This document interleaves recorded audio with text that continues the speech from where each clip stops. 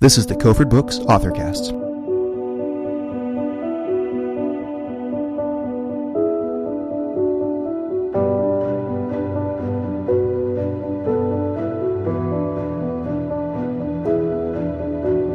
I'm your host, Brian Whitney. Duane Boyce received his Ph.D. at BYU and conducted his postdoctoral study at Harvard University. He's been on the faculty of BYU and is the co-author of 4 books. He has also published scholarly LDS papers in BYU Studies, The Farms Review, The Religious Educator, Journal of the Book of Mormon and Other Restoration Scripture, and Interpreter, a Journal of Mormon Scripture. In Even Unto Bloodshed, an LDS Perspective on War, Duane argues that both secular and scriptural arguments for pacifism ultimately fail. Duane suggests that once such pacifist arguments are considered, rebutted, and respectfully set aside, it is possible to construct a sound framework for a scriptural view of war that, while not pacifist, is anything but aggressive, and includes the quality of heart expected of all disciples of Christ. Duane concludes that the Lord's instructions to the Nephites to defend their families, quote, even unto bloodshed, when comprehensively understood, expresses a profound and conceptually rich scriptural principle.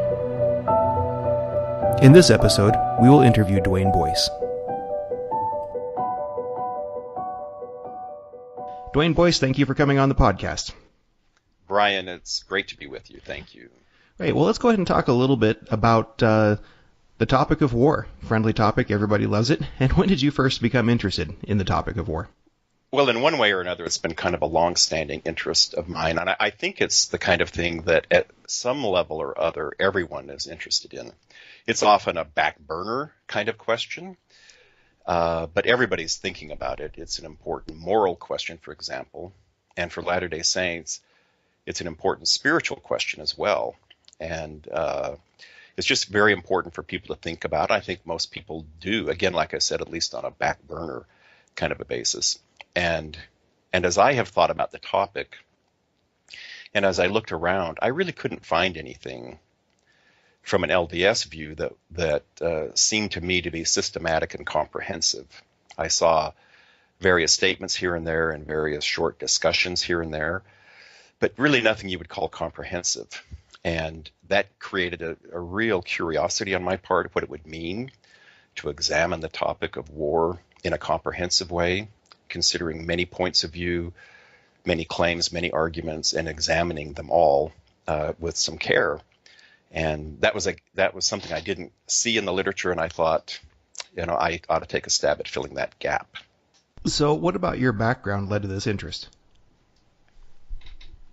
Well, I think it goes way back. The study of moral issues has been central to my intellectual training really from the beginning. One of my specialties was how children develop moral concepts. And it's interesting, Larry Jensen, who was on the psychology faculty at BYU, was an important figure in that field. And the preeminent figure was Lawrence Kohlberg at Harvard, and it was my good fortune to study closely with both of them. And so this issue of how children develop moral concepts was central to my academic training. And that interest in children's moral development, I would say, led in a natural way to a careful study of moral philosophy, the philosophical angle on moral concepts. And that included issues regarding war. So that happened early on. And then I guess another thread that's important is that, as fate would have it, for a number of years I was part of what was called the Moral Studies Group at BYU. This was a group led by Terry Warner, a professor of philosophy, and Arthur Henry King, who was he was on the English faculty, but he was a figure who sort of bestrode the whole campus, and both of them were prominent figures. And the focus of Warner's theory Warner's work was the theory of self-deception. And a central tenet of that theory is that self-deception is actually, or essentially, an act of immorality. So I had all these threads, these different angles that immersed me in the study of moral issues and moral thinking. And through all this, I became acquainted with many works that I would consider comprehensive and systematic.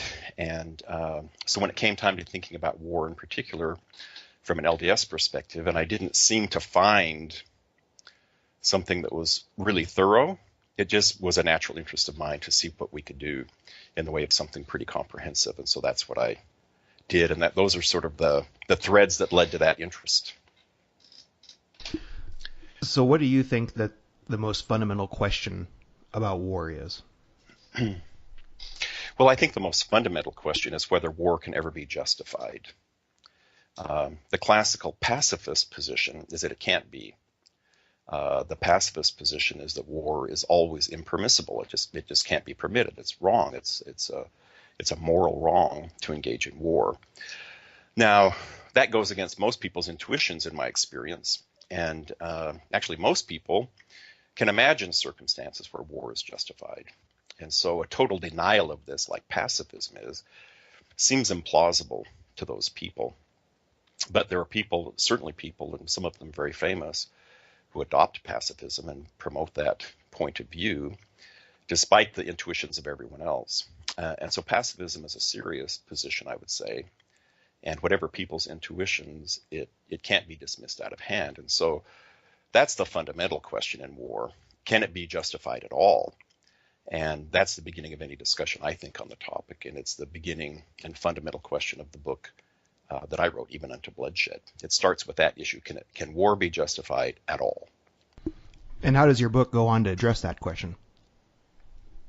Well, the first thing I do in the book is lay out what would be considered the common sense non-pacifist position about war. The view that would seem to capture most people's intuitions, I would say. This is a pretty well-developed theory of war called just war theory. It originated with Christian thinkers, but today it's really a secular view about war. And this theory of just war addresses two fundamental questions. One is, what circumstances justify entering war in the first place? And then secondly, if you can enter war, then what rules govern your conduct of the war? What rules do you follow in engaging in war? So just war theory is a point of view about those two central questions. And I lay that out early in the book to give people a sense of what captures most people's intuitions about war. And then after looking at that, then I look at what you would consider the basic secular arguments for pacifism, which is the rival to just war theory or to any non-pacifist position. You want to look at the secular arguments for pacifism, so I look at those. And then after that, I look at various scriptural claims that are used to argue for pacifism. So this issue of pacifism versus non-pacifism is something I consider at length in the book. In fact, the first two parts of the book are devoted to this topic of pacifism. And now look, Latter-day Saints care a lot more about scriptural arguments than secular ones, so most of the space is devoted to scriptural matters. In fact, over the course of the first two parts of the book, I really look at 46 different claims regarding scriptures and pacifism. And so that's the way I address that fundamental issue of pacifism versus non-pacifism, which is at the heart of discussion of war. Does that make sense? Yeah, it does. That's how it lays out. So what are some of the broad issues then in Scripture regarding war and pacifism? Well, I would say the broadest issue is this tension. The tension is that the Scriptures seem to present us with competing threads about war and about violence. I mean, on one hand, you have Nephi, King Benjamin, Alma, Mormon, and a host of other spiritual leaders and prophetic figures in the Book of Mormon, all of whom engage in defensive war. They're engaged in battle. They defend their people. But not only that, the Book of Mormon depicts the Lord himself, not only as commanding the people to defend themselves, but also as actually helping them defend themselves in battle. So on one hand, you have that thread. And if I pay attention to that thread, then it seems obvious that war can be justified. Who can argue with that? But on the other hand, there's another thread in the Scriptures that someone might point to. After all, you have the story of the Ammonites who bury their weapons in the earth. You have the report of other Lamanite converts who do the same thing. And you have the Sermon on the Mount that people point to as sort of an anti-violence text. And so when you look at those dimensions of the Scriptures, it's common to see those as rejections of violence. So here's what you have from a scriptural standpoint. It looks like we have a conflict. It seems really that we have to choose one thread or the other. That's the way it looks on the surface. And I think that's the fundamental issue when we consider war and pacifism from a scriptural standpoint, is looking at those threads. Now, when you think about it this way, when you see this as the tension that seems to appear, it seems to me it leads us with three basic options when we think carefully about it.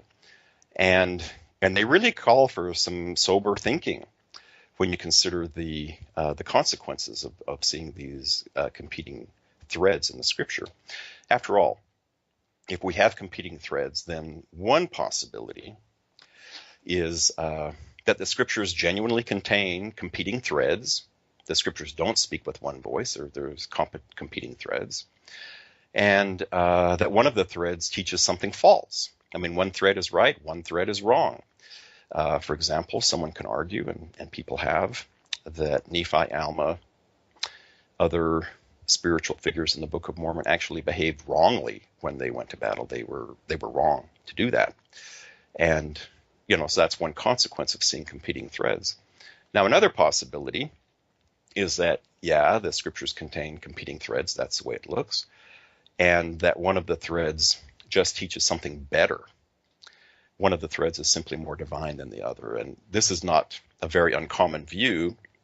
The idea is something like this. Nephi and Alma, Captain Moroni, Mormon, others weren't wrong. They weren't unjustified in what they did. But pacifism is better, and it would have been better to choose a pacifist path. And so while we wouldn't say on this view that those leaders were morally wrong, it would follow that they were morally deficient. They didn't choose the highest path. So that's a second consequence of seeing it this way. Now, a third possibility, of course, is that the scriptures don't really contain competing threads. Maybe it's that we see different threads only because we aren't reading carefully and we aren't thinking carefully. And maybe it's the case that when we do read and think carefully, we see that there really is only one thread. These threads come together. They don't compete, but they're harmonious. And in that case, the scriptural teachings, are consistent. They speak with one voice. But those are the three basic alternatives. Either there are competing threads, the one thread is wrong and the other one is right. Either there are competing threads and one is not as good as the other, or there really aren't competing threads. And anyone who wants to think carefully about the issue of war from an LDS perspective will be wrestling with those issues. Subscribers to our newsletter will receive a free ebook copy of Common Ground, Different Opinions, Latter-day Saints in Contemporary Issues, edited by Justin F. White and James E. Falconer. There are many hotly debated issues about which many people disagree, and where common ground is hard to find, from evolution to environmentalism, war and peace, to political partisanship, same-sex marriage, to stem cell research. How we think about controversial issues affects how we interact as Latter-day Saints. In this volume, various Latter-day Saint authors address these and other issues from differing points of view. Though they differ on these tough questions, they have all found common ground in the gospel of Jesus Christ and in the Latter-day Restoration. Their insights offer diverse points of view while demonstrating that we can still love those with whom we disagree. We truly appreciate your ongoing support and hope that you will find this book to be valuable and informative. To subscribe to our newsletter and receive your free ebook, visit gregkofford.com. Other than figuring out the right scriptural view of war, are there any other reasons that this all matters? Yeah, I would say so. Some of the consequences are really large when you begin to think of the scriptures as having competing threads. One possibility is that people were wrong or morally deficient. It follows from this that the Lord himself didn't act in the most divine way in Book of Mormon times, because the record depicts him as helping the Nephites defend themselves. So if we want to take a view that one thread is better than the other, that pacifism is better than choosing war and self-defense, well, then we have a problem of seeing the Lord as choosing and encouraging and helping in self-defense, which means the Lord is acting in a morally deficient way. Or if we want to say that choosing to defend oneself is actually morally wrong, not just not as good, but actually morally wrong, then you're left with the Lord himself doing wrong because of his involvement in the Nephites' wars. So you have that paradox of you're left with this. Either the Lord acted in a morally deficient way or in a way that was morally wrong. Now, the only way around that is interesting. It's to say that, well, the scriptural reports of the Lord encouraging self-defense, commanding self-defense, and helping in self-defense, those reports are simply false. The prophetic leaders who report them might have believed it, but they were simply wrong. So then you're left with these options. If you accept a certain view of the scriptures, one option is that the Lord is morally deficient, as he's presented in the Book of Mormon. The other is that he's morally wrong, as he's depicted in the Book of Mormon. Or the reports about him in the Book of Mormon are simply false. And those are serious consequences as we think about scriptural topics. And I think they would give most people pause. So it's not just is war right or wrong. There are larger consequences even that follow from that question regarding the Lord and his behavior and how reliable the Book of Mormon is in reporting his behavior. So all those issues are large, I think. And as people begin to think hard about these issues, these consequences are unavoidable. They have to be dealt with. Now, you clearly argue in the book that arguments for pacifism fail, and you've used the Lord's engagement with the Nephites as an example. Can you give us another example or two? Yeah, I mean, like you just mentioned with the Lord himself, you're faced with sort of an implausible consequence. And so you want to think carefully about this and what it all means. But there's so many examples. In the book, I examined probably 45, 46 different claims that are related to pacifism. And they're all really fun to dig into. And I didn't make up any of them myself. These are claims that other people have advanced. And it's just fun to examine them and dig into the scriptures and dig into logical consequences and examine them for their accuracy in reflecting the scriptural record and in their plausibility. Let me give you just an example or two.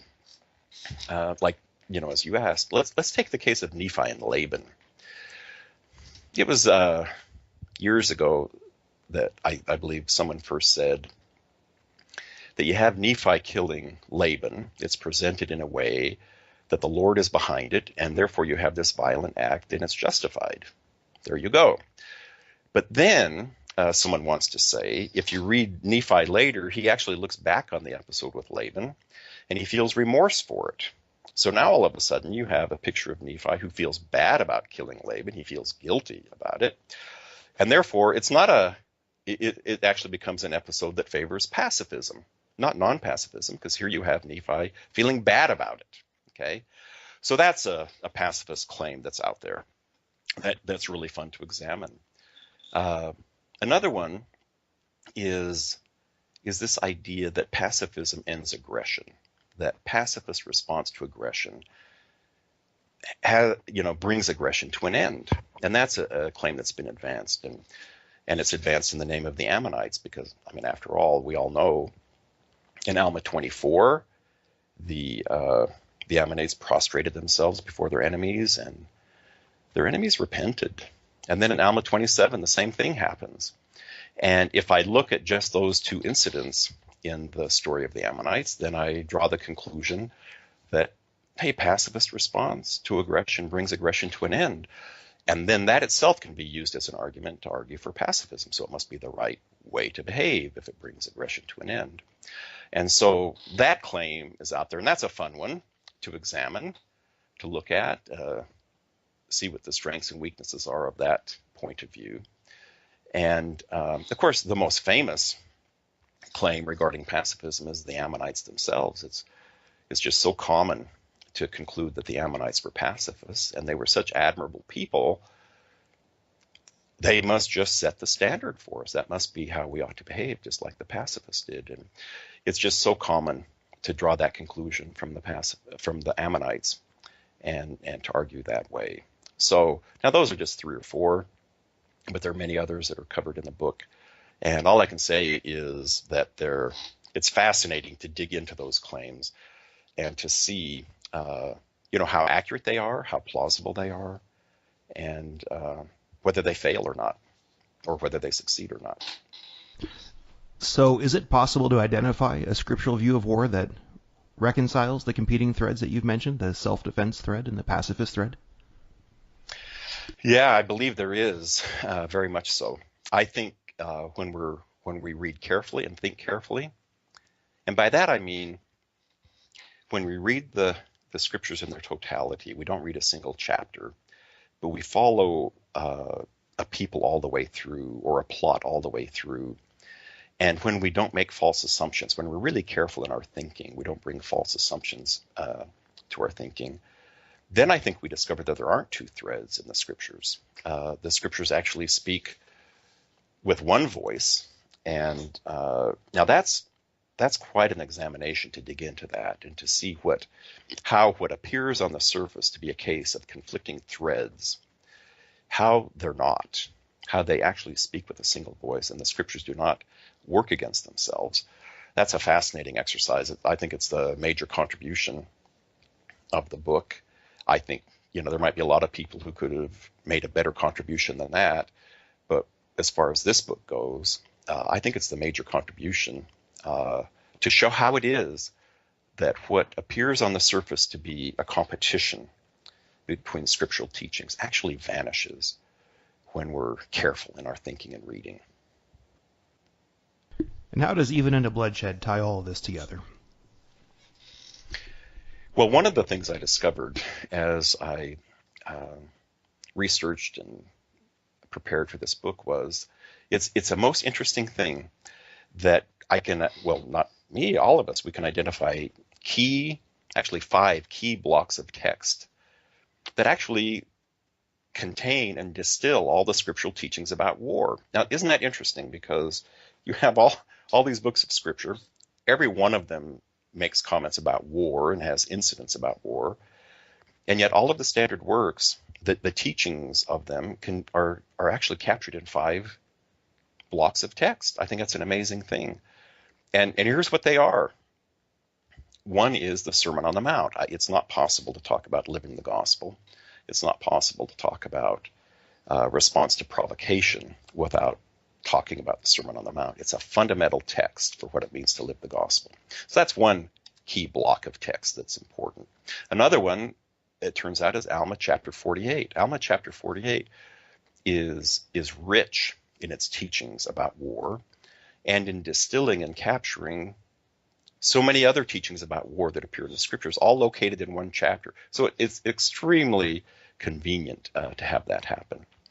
And then the other elements, other blocks of text that are very important are 2 talks by President Hinckley in General Conference, and then the really famous message by President Kimball called "The False Gods We Worship."